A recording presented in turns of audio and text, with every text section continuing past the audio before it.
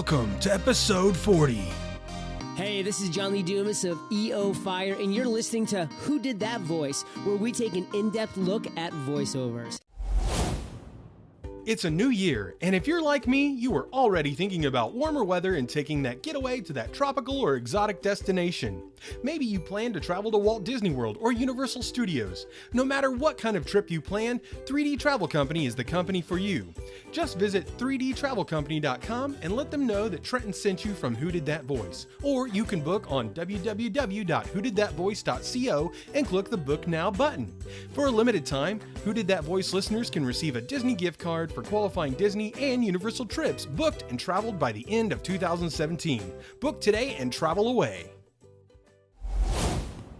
Welcome to Who Did That Voice, the show where we take an in-depth look at voiceover. And now, here's your host, Trenton Larkin.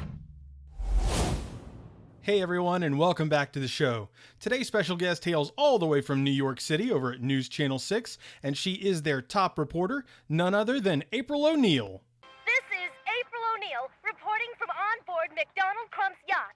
They're interrupting Bugzilla versus the snail monster to bring us party updates? The guests are all being held for ransom by Captain Phineas Filch. Unless $2 billion ransom is paid immediately, all of us will be forced to walk the plank. Now sit back, relax, and enjoy the show. Hello everyone, and welcome to another episode of Who Did That Voice?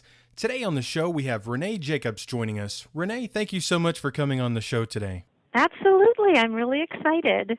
Well, it's an absolute pleasure to have you today, Renae, and I'm so glad we were able to grab you for an interview. The very first thing we always like to do, Renae, when we start out is just to get a brief story on who our special guest is. And so just tell us, who was Renae Jacobs growing up as a young girl and into the woman that you are now? Well, my goodness, that's a very big question. But sure. Well, I was born in Chicago and raised for a few years in Lansing, Michigan. And, Michigan is very cold and lots of snow and disgusting weather. So during the winter, we ice skated. But most of the winter was spent in the basement of our house. And the reason was that my parents had created this room for me with a sofa, and I had all of my stuffed animals down there and a record player. And my father had one entire collection of the Disney movies and all of these Broadway show albums. And so I would spend hours in the basement with those records and putting all my stuffed animals on the couch as my audience and basically recreating and memorizing those albums and performing them. So at one point my mother came down into the basement and was like, "Who's singing down there?" And it was me, and I was probably about 6 years old, and there was a class for children at Michigan State University put on by a woman who was kind of the precursor to Romper Room. And my mother enrolled me in this class at 6, and she was teaching children how to do voices and puppetry. So that's kind of how I started out in my acting career. She thought I was so good that she actually invited me to be on her show. It was kind of again like a precursor to PBS. It was a Michigan State University television channel. And I performed on that at the age of 6, 7, 8 years old, doing puppetry and voices. And I fell in love with that and acting, and I was so excited when my parents told us that we'd be moving to California because, of course, that's where you go when you want to be on stage or in film or whatever I thought I wanted to do at that age. And so I moved to California, and I continued in my career. And I've been kind of doing voiceover and acting in theater and singing and doing all kinds of things ever since. Well, that's fantastic, Renae. I really appreciate you kind of diving into some of the back history behind it. because whenever you get to learn the ins and outs of an individual, it always brings them a little bit closer to your heart. And, I know there's a lot of fans of Teenage Mutant Ninja Turtles, and we'll talk about that here in a minute. But for those of you who are wondering now that I've mentioned that, she did play April O'Neil, the original April O'Neil on the animated series. That's right, from Channel 6 News. Absolutely. And we will talk about that here in a moment. But it's fascinating. I love, Renae, to dive into people's lives. And, because when you build a relationship with somebody, which is what I like to do on the show with my guests, is build a relationship with them so that not only I am building that relationship, but my guests can, or my, listeners can hopefully feel that same way about my guests as well, that they've gotten to know them on a more personal level than just, hey, I really love that actress or that actor. So I really appreciate you diving into your backstory there a little for us. Absolutely. Well, back in 1984, Renae, you played on a show called Rose-Petal Place. And was that your first animated voiceover job, or was there something else before that? Well, there were other voiceover jobs. That particular show was very exciting, and I got to work with some amazing people. But prior to that, I did quite a bit of voicing for an amusement park here in California called Knott's Berry Farm. And they had, at that time, this place. It was called the Gypsy Camp. And they had all kinds of rides and food and people playing characters. And one of the things they had was a puppet show. And I voiced all of the characters that was part of that puppet show. So I was doing that for quite a while. That wasn't on television, but it was played in the park. It might be that Rose-Petal Place was certainly one of the first major shows that I had done. So that might be that was a great show. I loved it, and I got to work with, for the first time, Sue Blue, who was the director on Ninja Turtles, was actually one of the characters on that. I got to work with Marie Osmond, which was fantastic. She's just the kindest, sweetest person you ever want to meet. You see her on television, doing these commercials, and she is truly that happy, sweet, kind person. That was fun. I'm trying to remember who else was in that cast. Primarily, those are the two that I remember working with.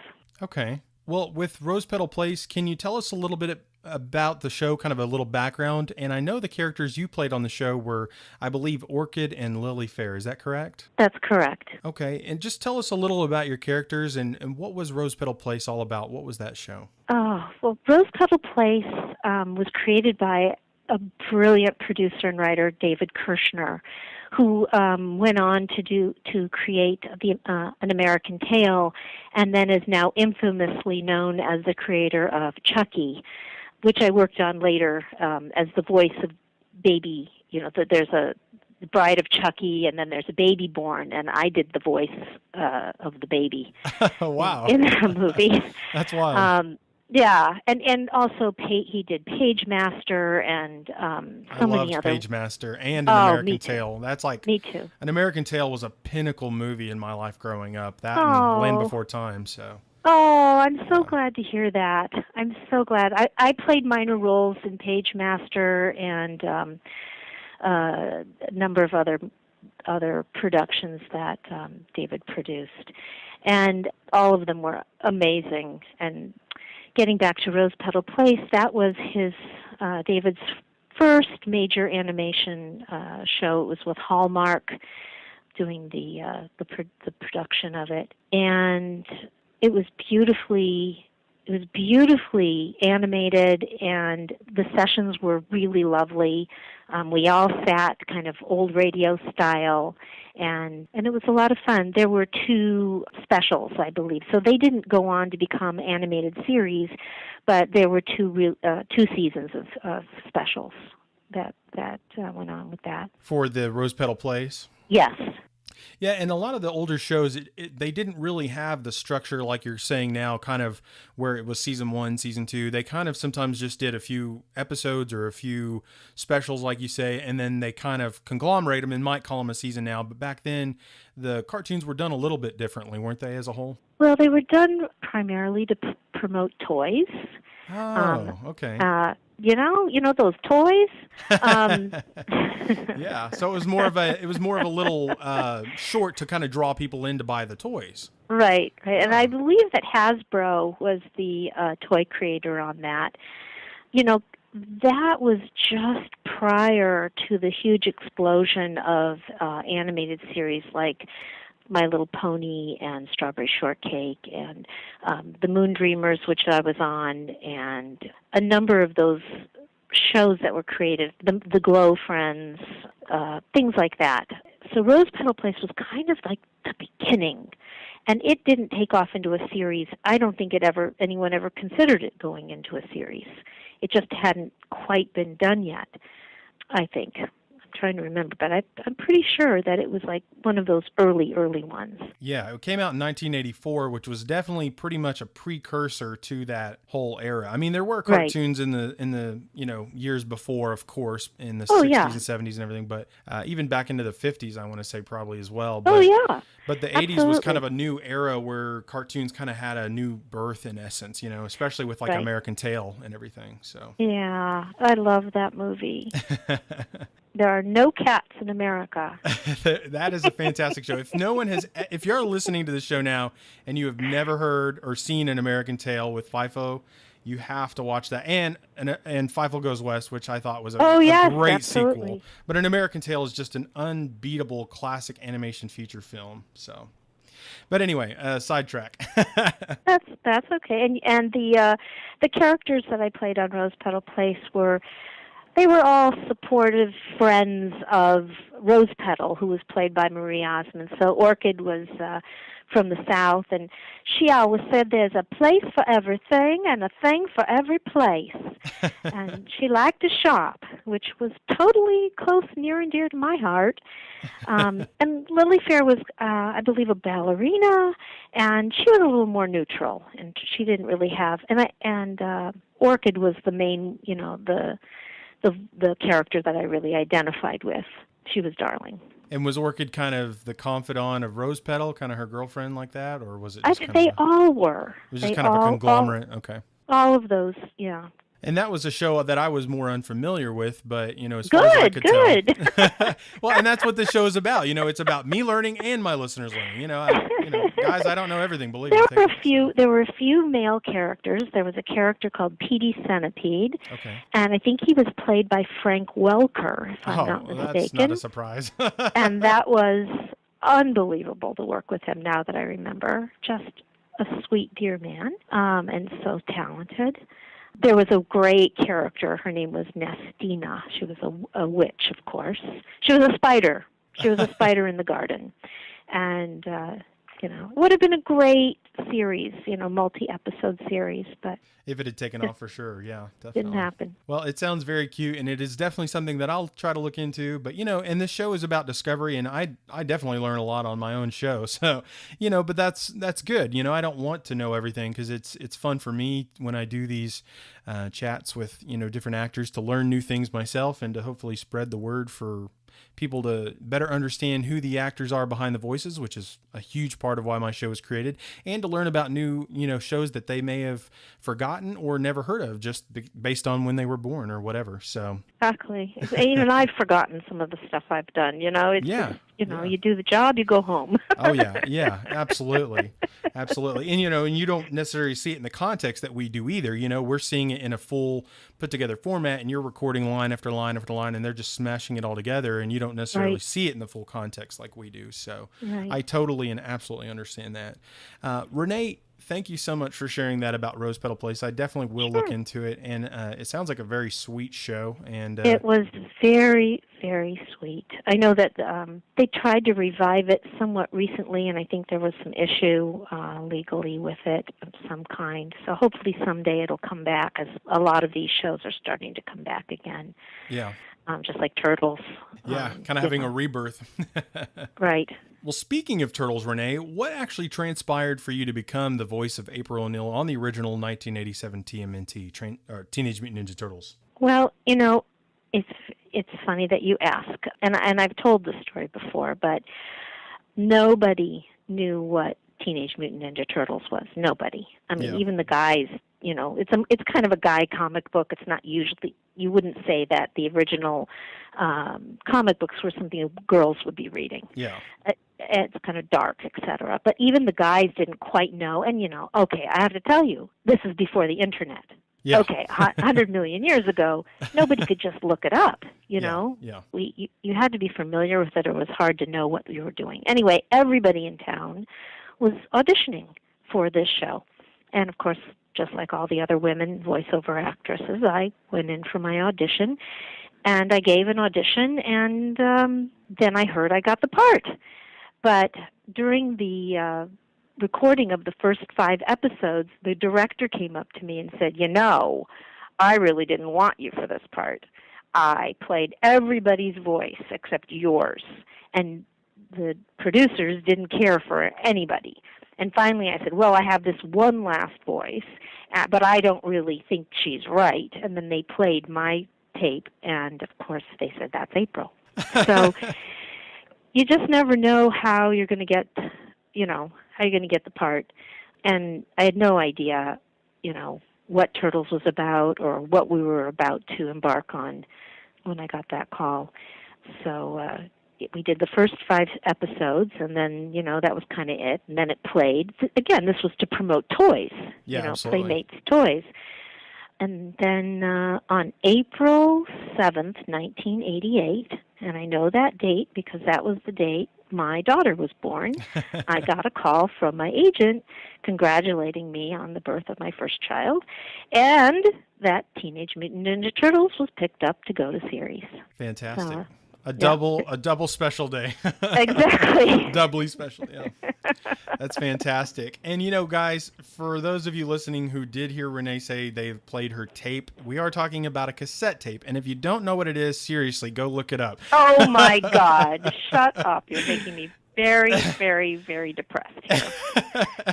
Well, seriously, there are people that will probably be like, what's a tape? And I know people probably know, but... It's that stuff you use to wrap presents. Oh, yeah. Yeah, exactly. That's what we're talking about, guys. Yeah. So, but anyway, so what was it like working on Teenage Mutant Ninja Turtles, especially once it picked up and things were kind of on a roll? What was it like working with that cast with Cam and Rob and Townsend and Barry and Patrick Fraley and Peter Renaday and everyone else that was on that amazing team? James Avery. James Avery, yes. Yeah. It was amazing. First of all, nowadays they don't always record with the entire cast there. They will record, like when I went in to do April O'Neil's mother, on the new show. Yeah. I was just in the booth, and there was Andrea Romano on the other side of the glass with the engineers and my script, and it was just me and the microphone. When we were doing the original Turtles, you all sat around with your music stands, your lights, kind of like in a chorus, and you'd run through the script, and then you'd record. And the sparks in the room, the chemistry between the guys was so amazing. I don't know if Turtles would have been as popular or as successful without that ability to have that chemistry. I mean, now when they record it, these are talented actors, I'm not saying, but they kind of have the original Turtles, and there have been so many machinations with the movies and other series that the history's already there. Yeah. That my guys created those characters. Absolutely. And truly, the only thing that lifts a two-dimensional piece of art off the page is that voice and that energy and that relationship. And the lines, a lot of the script, the guys were ad-libbing and creating this kind of conglomeration of the Marx Brothers and the Three Stooges and Abbott and Costello. They drew upon their talent and their knowledge to create that relationship. And it was a lot of fun. They had to calm us down. I always said going to work was like your parents would drop you off in the sandbox and they'd say, okay, play nice and don't throw any sand. And then the parents would leave and you'd throw sand. Yeah. It was really fun. I mean, we had to get serious and do the show. And there were many times like we'd start a new season and we'd get the lecture. The network wants it darker. They want, no more playing around. We got to do it straight. They want it darker. and after a couple of episodes into the season, it would gently go back into that really fun place. And that's where I thought it should have been, and we all did. There's enough darkness in children's lives. Yeah. I think that and there was enough humor that it was multi-generational, because they were playing on the comedy of geniuses like Abbott and Costello and the Marx Brothers, etc. And so children and adults can relate to that. And you can see now it's holding up even now. The fan base is huge for the old series. Oh, yeah. Yeah. And they've been re-releasing all of them on DVDs as the years have gone on through, I believe, Lionsgate. It just keeps bringing new viewers and fans of the show all the time because it's just good. What's wonderful for us as actors is to see how the people who fell in love with us when they were 9 and 10, 11, 12 are now bringing their children and sitting and watching this show with their children. And, there were a lot of lessons, good, Splinter taught a lot of lessons. The guys are friends. They work together. They're fighting for justice. They're not using foul language. They're good role models. They're fun, and they're good role models. And parents are able to now share their love with their children. It's incredible. Well, Renae, thank you so much for sharing all that info on Turtles. It's fascinating to learn from somebody who was there and who did it. What was it like for you, though, playing April O'Neil, working alongside the Turtles and kind of, being the heroine in need of help at times and stuff? All the time. Yeah, all the time, I guess, yeah. The big line, right? Yeah. Put me down, you big ape! It was great. The guys continue to be so kind, so sweet, so giving. April was kind of their, straight woman to their antics, and she was constantly needing rescuing. So I didn't get the chance to really, play in the sandbox with the guys in terms of the lines, but so generous and kind, and just to watch them and be in their presence and watch the magic that they performed was really quite a blessing. It was fun. James Avery was huge. I'm 4'10", and he was well over 6 feet, and there were times where he'd come in and give me a hug and lift me up off the floor. And it's like, "Hi, James. Okay, you can put me down now." There was some seriousness in terms of in the booth they were trying to get certain things done, and they made it very clear that we were to put Turtles first, and that if we didn't, we would be replaced. So, we weren't partying together and, with the people in the booth and with us and the cast and going out to lunch. We came in, we did our work, we went home, but we were always there for each other, and everybody was very supportive and kind. Absolutely. And for those of you who don't know, James Avery played Shredder, and then kind of less and less as he became Uncle Phil on Fresh Prince of Bel-Air. And sadly, he passed away back in, I think it was 2013, so just a couple of years ago. So yeah, kind of before the whole Comic-Con Turtles reunion, it was just on that verge, and I know he would have been part of it, but unfortunately he had a heart problem and he passed away. Yeah, that was super sad. He's always seemed like a very bubbly and energetic and very fun and out there kind of guy who would be very willing and giving, just like every other voice actor I've ever talked with. So very much so, but I think that your listeners would be really interested to read about James Avery and his background. He was a very serious Shakespearean actor. He was on the forefront of the civil rights movement, an amazing man with a lot of heart, and gave a lot to this world, not just with his acting. So I highly recommend people looking into who James Avery was and what he did. I didn't even know until he passed away, and I went to his memorial service, and I was blown away by this big, giant teddy bear of a man and the depth of his talent and the depth of his character. So that would be a nice tribute to him. Absolutely, Renae. Well, thank you so much for sharing that about James, because he's definitely an actor who has a special place in my heart, as all of you guys do from Turtles. And I really appreciate you sharing that, because one of the best ways to get to know people who are no longer with us anymore is through those who worked with them and knew them best. So I really appreciate that a lot. Sure. Renae, there's a lot of people that listen to this show that may just consider voiceover something that's fascinating, and then there's others that are going to consider it something that they might look at for a career. What kind of advice would you give to somebody who might be interested in pursuing a voiceover career? I get that question a lot because I think that it seems to be a very exciting job. It seems like it's a lot of fun, and that's true. But there is a lot of competition out there now. People would tell me there's a lot of competition, but if you've got that bug and if you've got that drive and that is what you're going to do and no one's going to stop you, then that's what you have to do. But you have to have a huge collection of characters in your back pocket. You can't just be a one-voice person. That's just not possible. And I've had so many people come up to me and say, oh, I have this voice, and everybody thinks that I should do this. Okay, you have one voice. That's not getting you anywhere. So you really have to study.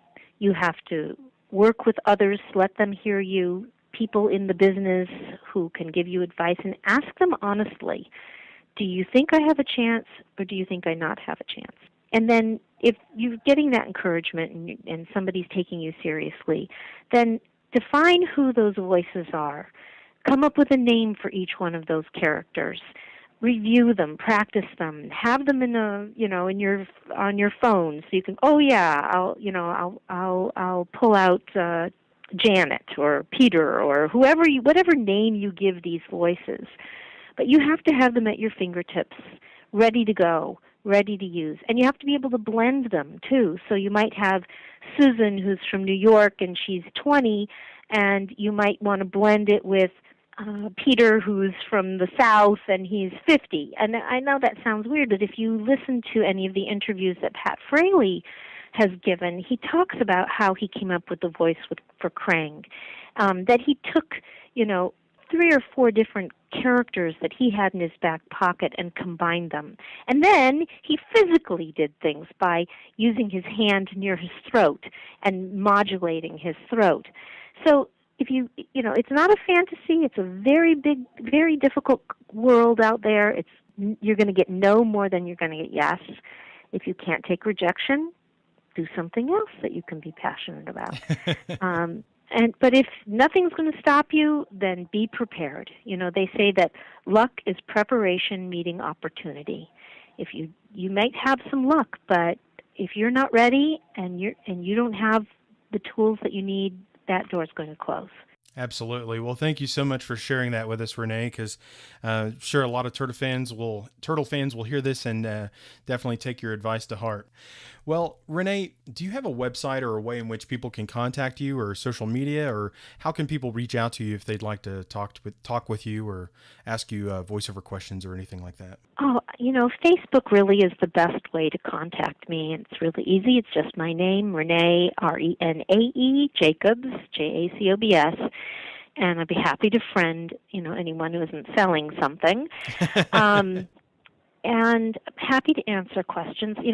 I do get questions about, how can I get an autograph? And, that unfortunately is a difficult one, because if I were to give free autographs and, send them, I'd be living on the streets.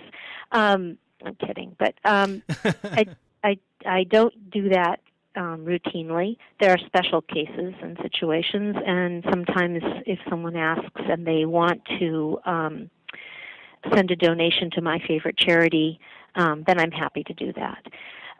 But I'm happy to answer any questions, and I do. I have some just absolutely lovely, wonderful fans, and I just adore them, and so anyone who needs me, if there's a job out there, they can contact me with that too. By that way too. Absolutely, definitely. if anybody's doing any fan films or anything and they want to hire Renae. Yeah, absolutely. For Turtles or anything at all, definitely. But Renae, what was your favorite cartoon character from growing up and why? Okay, so I can tell you about my favorite shows. That'll work. That's fine. Because I was definitely huge fan of a cartoon show called Johnny Quest. Oh, yeah. I don't know if anyone remembers that. Anything that Mel Blanc did, huge fan. I mean, I got to work with him. He just a hero. Loved him. There was a show called Fractured Fairy Tales. It was just a tiny little thing that used to come on the end or the beginning of other shows. And, of course, all the Disney animated movies are so near and dear to my heart. But I think the biggest influence on my life was a show called H.R. Puss and Stuff. Okay. Did you know that show? It sounds kind of familiar, but I don't recall it offhand. So I can't remember who it was put on by right now. Huge people. Oh my God, I can't remember. But there's an actor. His name was Jack Wilde. He played the Artful Dodger in Oliver, and then an amazing woman named Billy Bird who played a character named Witchy Poo, and all of those shows really had an effect on my life. You know, the June Forays and the Mel Blancs and all of them were just a huge influence on me. So those, as I can remember, those were my favorite shows, but not one particular character or voice. Well, that's absolutely understandable because some people, like you say, have more of a generalized, they appreciated the entire show, not just a character. So, and like you said, Mel Blanc, he did so many, you couldn't really pick one. Exactly. So, exactly. Absolutely understand. Well, Renae, I have one final question for you today. And that question is, what is the legacy that you want to leave behind? Okay, that's a very big question. So I think that the real legacy that I personally would like to leave behind is to make this world a little better place than before I came into it.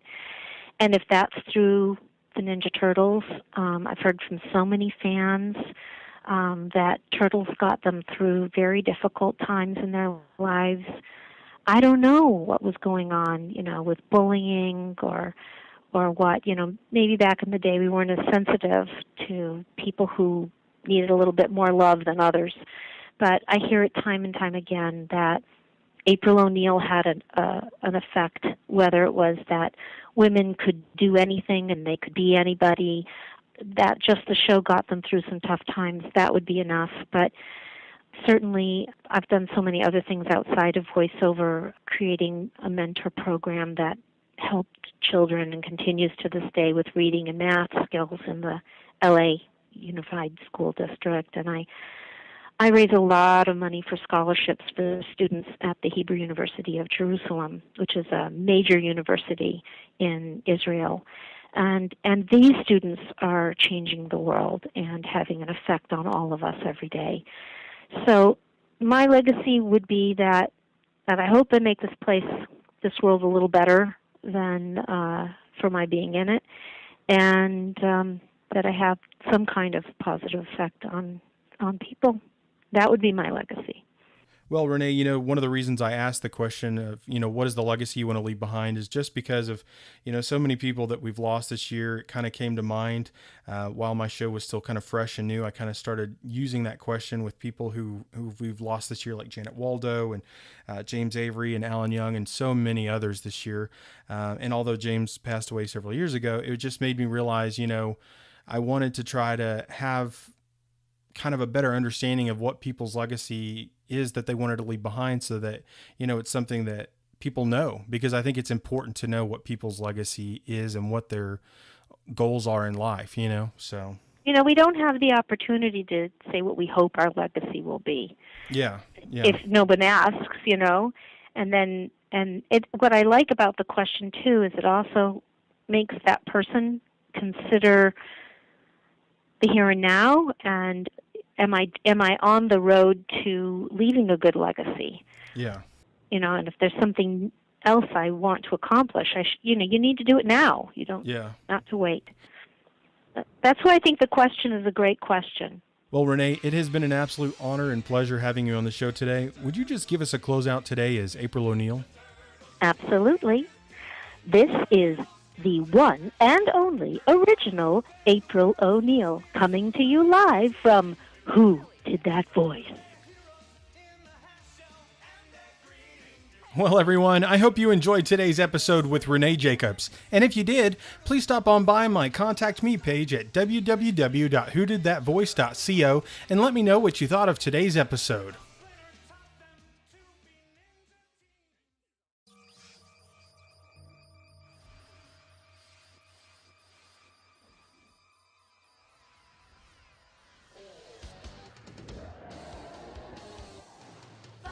Hey everyone, I have a special announcement for you. This February will be Sailor Moon Month, the very first month that we've ever done a theme.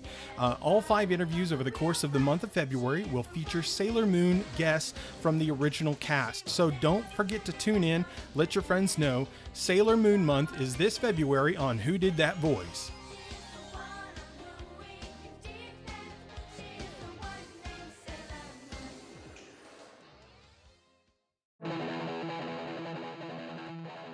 Well, everyone, that's all the time we have for this episode. Join us this Friday for our next special guest, Katie Griffin, the voice of Sailor Mars from the Sailor Moon Show. You won't want to miss this episode. Hey, do you ask yourself who did that voice? Well, if you do, go to our website, www.whodidthatvoice.co, and click on the Episodes tab. Choose an actor, pick their name, and see pictures from the different characters they've voiced in their career. Thank you for joining us today. We'll see you next time for more discoveries on Who Did That Voice.